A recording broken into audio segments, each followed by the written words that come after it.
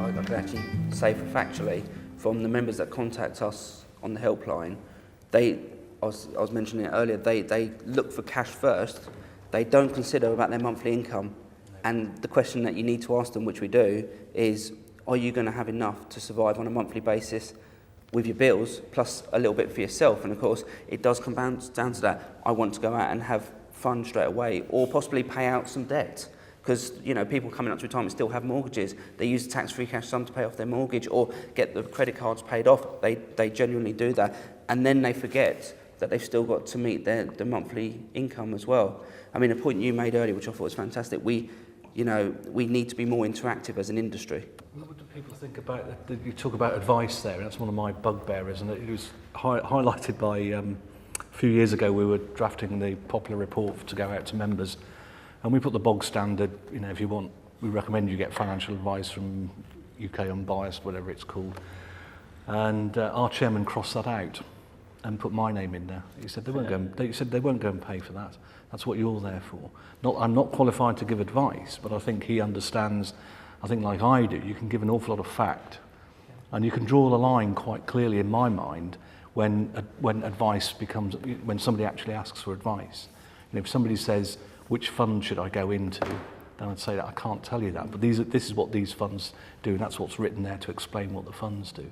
You can go an awful long way to help people, but I think a lot of people actually just pull back because they're just scared of it unnecessarily. And people with a lot of knowledge and skill and expertise, because they do it as their day job, can actually impart that information to people without falling into a trap of being accused of giving advice.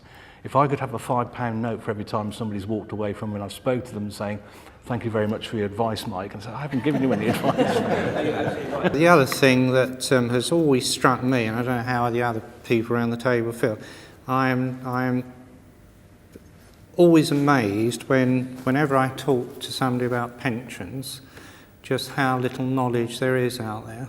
Many of our members do see the benefits of financial education programs, and more of the savvy ones are realising it's not something that you do just at recruitment and during a pre-retirement course. You have to kind of go through the life cycle of the employee. But I don't think they're also beginning to realise perhaps it's not, you know, a silver bullet.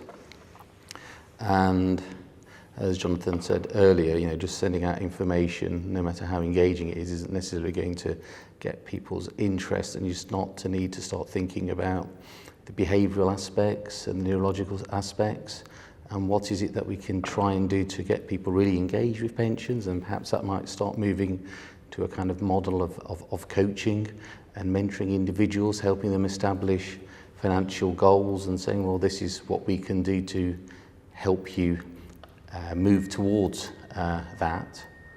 But I think, you know, we have to be aware of, you know, in the United States, for instance, they've had financial education for a lot longer than we have. I've read in a book recently they even have a financial education theme park. But I'm not sure how many people go to it. But even so, they're still struggling with many of the issues that we have, you know, that we're facing now. So you have to take it in a round.